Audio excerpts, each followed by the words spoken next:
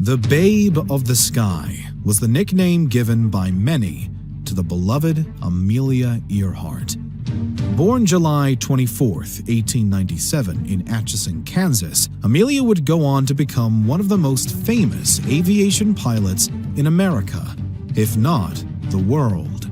She would become the first female to fly across the Atlantic Ocean, both as a passenger and later solo pilot, as only two of her many accomplishments and records set throughout her legendary life. But with a legendary life often comes a legendary fall. In July of 1937, in the midst of her second attempt to become the first female pilot to circumnavigate the globe, Amelia Earhart disappeared from the face of the earth. Let's rewind a few months to March 17, 1937. Amelia Earhart made her first attempt to fly around the world, in this instance accompanied by navigators Fred Noonan and Harry Manning, who also happened to be a highly skilled radio operator. The trip was short-lived and seemed plagued by troubles from the get-go. The trio managed to fly from Oakland, California to Honolulu, Hawaii, but upon attempted takeoff from the latter, bystanders claimed that either pilot error or a blown tire brought the journey to an abrupt halt. The entire kerfuffle was apparently so bad that when Earhart and Noonan wanted to try again 2 months later, Manning declined to join, specifically citing the fact that too much had gone wrong in the first attempt. Nevertheless, Earhart was not so eager to give up. On May 21, 1937, Amelia Earhart and Fred Noonan boarded their twin-engine Lockheed Electra packed with 1,000 pounds of fuel and readied for takeoff. Leaving Oakland, California, just as before, this time the duo was headed in the direction of Miami, Florida. The first few weeks of the journey went quite smoothly as they sailed over and stopped to refuel in South America, Africa, the Indian subcontinent, and even Southeast Asia. One of these stops would take Earhart and Noonan to Lae, New Guinea, 42 days into the record-setting trip. With 22,000 miles already traversed and a mere 7,000 to go, they could nearly taste victory by now as they refueled the Electra. All was well on the morning of July 2nd as Earhart and Noonan retook their seats in the plane and began their departure. The plan, as the aircraft rejoins the clouds, was to head another 8 hours, or 2,556 miles, towards Howland Island, where another refueling stop would be made. The next leg of the trip was supposed to be fairly simple and safe.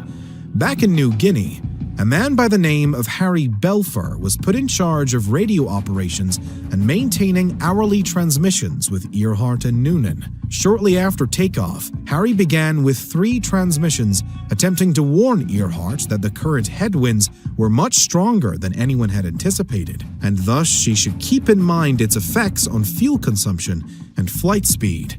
Earhart failed to respond to these transmissions, and it's unknown if she ever even got them. But finally, around 2:18 p.m., transmissions from Amelia that had previously been blocked came through to Belfour. The first brought no sign for concern. The pilot stated that she was going at a speed of 140 knots, flying at an altitude of 7,000 feet, and had otherwise no relevant updates. An hour later, however, another transmission came through, where Earhart stated that she was now at the uneconomical altitude of 10,000 feet. It's unclear exactly why this climb was made, and the transmission itself was likely delayed as the previous one had been. But it is known that Earhart had remarked on that day on how thick the cloud coverage was. It's very possible that this 3,000-foot increase in altitude was simply an attempt to avoid such dense cloud cover. And by now, 2 things are assumed. 1. That Earhart and Noonan had realized the problem of the stronger headwinds and thus accommodated. And 2.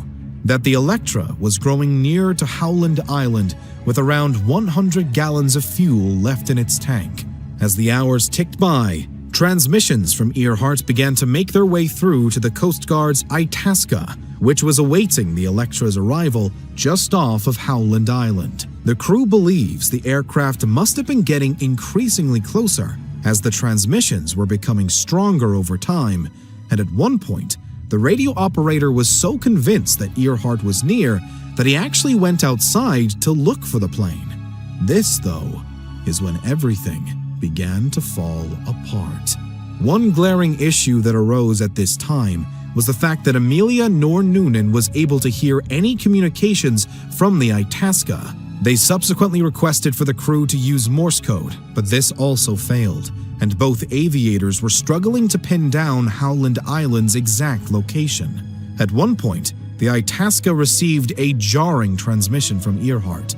"Itasca, we must be on you but cannot see you. Gas is running low. Been unable to reach you by radio. We are flying at 1,000 feet. The smooth and exciting journey had now taken a startling turn, and Earhart and Noonan both seemed starkly aware of the fact that they were running out of time to make a landing. The Coast Guard was fumbling to find the Electra, and its pilots were no better off. At 8:43 a.m., Amelia Earhart sent her final, frantic transmission. "We are on line 157337. We will repeat message. We will repeat this on 6,210 kilocycles. Wait." The message was never repeated. Earhart's attempts to set a world record had now become a desperate search and rescue mission. The Itasca jumped into action, searching the deep waters of the Pacific Ocean around the northwest of Howland Island. 5 days later, they were joined by the U.S. battleship Colorado as it searched the southeast. The USS Lexington soon made its way from San Diego to scour the waves as well, staying on the search until July 18th. The U.S. Navy went as far as to fly over the nearby Gardner Island shortly after the disappearance, where they spotted signs of recent inhabitants, but nothing to point to the Electra making a crash landing in the area. In fact, the plane, nor Noonan or Earhart, were ever found. So what happened? How did Earhart's final flight end? The most straightforward answer, and one believed by many, is that the aircraft simply ran out of fuel. As depressing of an ending as this may be, it's a highly plausible one. Earhart told the Itasca in one of her final communications that gas was low. So, in spite of debate from skeptics who say that the plane should have had 24 hours of flight time left in the gas tank, not 20 as it seemed to have lasted for, Earhart's transmission seems to prove otherwise. Additionally, the Jet Propulsion Center, or JPS at Caltech, asserts that due to the existing headwinds plus the altitude climb made by Amelia, the Electra would have run out of gas at the time of its disappearance. Thus, it remains easy to believe that the lost and discombobulated Earhart and Noonan flew their plane until its fuel tank hit empty and plummeted into the Pacific Ocean, killing them and sending the remains of the craft sinking into the 18,000 feet deep sea. But here's the problem with that theory. Earhart and Noonan knew they were low on fuel. So why wouldn't they find a place to land before it was too late? Well, some believe that they did. What the U.S. Navy crew didn't know when they flew over Gardner Island, now called Nikomaroro, and positioned only 315 nautical miles south of Howland, also along the 157337, was that the island hadn't been inhabited for decades, but they spotted signs of recent inhabitants. The next theory is then that as the Electra's fuel tanks were draining, Earhart made the decision to fly away from Howland Island and instead make an emergency landing on Gardner Island. Supporters of this theory claim that she and/or Noonan could have spotted the island at low tide and thus made the decision. The problem is that to this day, we have no definitive evidence of a plane crash on Nikomaroro. But that's not the end of the theory. There is a lagoon on Nikomaroro that is now believed to potentially have been the Electra's crash landing site, and that was even acknowledged as a possibility at the time of the initial search. It's true then that Earhart and Noonan could have smacked down into the waters of Gardner Island, made their way on shore, and thus lived as castaways for an unknown period of time. This would explain why the Navy saw signs of human life on an uninhabited island, but it doesn't quite explain why they wouldn't see the aircraft. However, for the following week, thousands of people claim to have heard radio transmissions from Earhart pleading for help and speaking at times with a disoriented male voice in the background. All of these communications seem to have come at what was low tide at Nikomaroro, which would have made sense given the fact that the aircraft's radio wouldn't have been fully usable if fully submerged in water.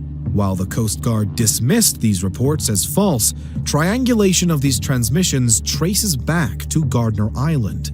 And as if that wasn't coincidental enough, the castaway theory was taken to a whole new level when in 1939 or 1940, British colonial officer Gerald Gallagher found the remains of a campsite and a partial human skeleton on Nikomaroro. The skeleton, seemingly a smoking gun in proving Gardner Island as Earhart's final resting place, was quickly debunked. Physician D.W. Hoodless examines the bones and determined them to belong to a short, stocky, European descent male.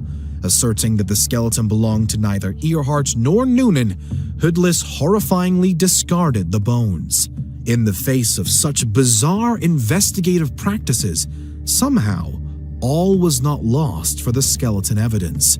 Years later, the International Group for Historical Aircraft Recovery, also known as TIGER, decided to analyze Hoodless's findings. With more modern knowledge and updated databases, they used his work to come to a starkly different conclusion. Maybe the skeleton belonged to a short male, or maybe it belongs to a tall woman, and Earhart was a tall woman. TIGER's director, Rick Gillespie, thus theorized that the bones could surely belong to Amelia Earhart, and that the lack of a full skeleton could be due to the existence of coconut crabs on Nikomaroro. Having the potential to grow up to around 3 feet long and having the strength to crack coconuts, Gillespie subsequently posits that these crabs could have likely either moved some of the bones upon finding them or, more gruesomely, eaten the rest of Amelia Earhart and maybe all of Fred Noonan. But on that note, it's important to remember that there are more than 2 theories as to what happens to the Babe of the Sky and her navigator, and we have no definitive proof to back any of them. All we know is that Amelia Earhart was less than 7,000 miles away from being the first woman to circumnavigate the globe, and those few thousand miles will forever be an unsurpassable roadblock for America's aviation queen.